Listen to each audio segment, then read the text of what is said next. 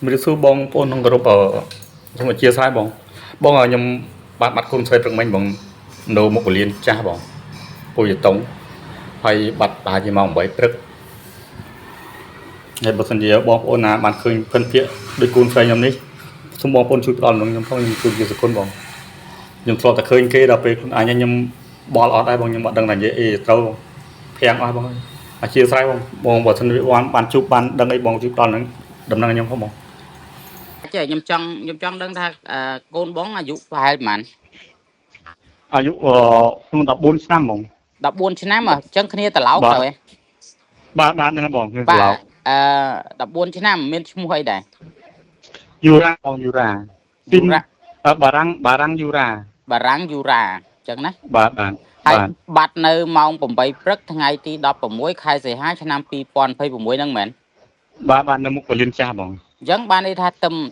បាត់ទេដោយសារតែបងមកពីណាដែរខ្ញុំខ្ញុំនៅឡាយបងគាត់ថាខ្ញុំមកធ្វើការនៅពេញបងនៅឡែមប៉ុន្តែបងមកធ្វើការនៅពេញអញ្ចឹងហ៎បាទហើយស្នាក់នៅក្បែរមុខពលានចាស់ហ្នឹងមែនបាទហ្នឹងបងនៅខាងអូតបញ្ជ័យបងអញ្ចឹងហើយដល់ពេលព្រឹកមិញហ្នឹងគាត់ដើរចេញពីផ្ទះឬក៏យ៉ាងម៉េចគាត់យកអាវទៅអាចយកពីកាផ្លេបងហើយលុយនៅក្នុងកង់ហ្នឹងនិយាយទៅគាត់ជា1លានជាងអីមានបញ្ហាអីដែរបង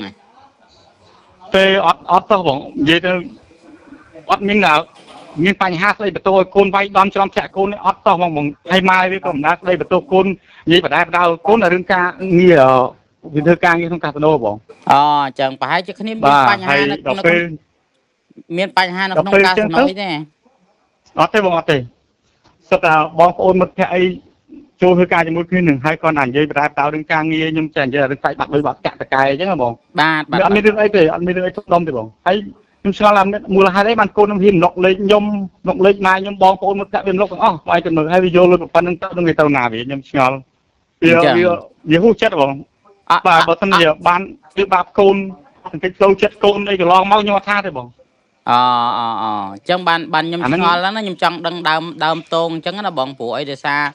ពេលដែលបាត់មនុស្សម្នាក់តួជួនកាលមានមូលហេតុអីគ្នាបាក់មានបញ្ហាផ្លូវចិត្តឬក៏មានសម្ពាធការងារអីមួយអញ្ចឹងណាបងបាទហ្នឹងបងអញ្ចឹងបាទខ្ញុំចង់ដឹងខសួរបញ្ជាក់ទៅដើម្បីយើងធ្វើការផ្សព្វផ្សាយព្រោះខ្ញុំឃើញ caption បងដាក់ថាជូនសគុណទៅឲ្យអ្នកដែលផ្ដល់លំនឹងជូនទៅរកឃើញគឺ$1000ទៅអត់បាទហ្នឹងហើយតាមរយៈលេខ097 24 74និង731បាទហ្នឹងហើយអត់អីទេបងអរគុណច្រើនបានតំណតំណងចាំខ្ញុំធ្វើវីដេអូនិងផុសផ្សាយជូនបងណាបាទអរគុណច្រើនបងអរគុណបាទ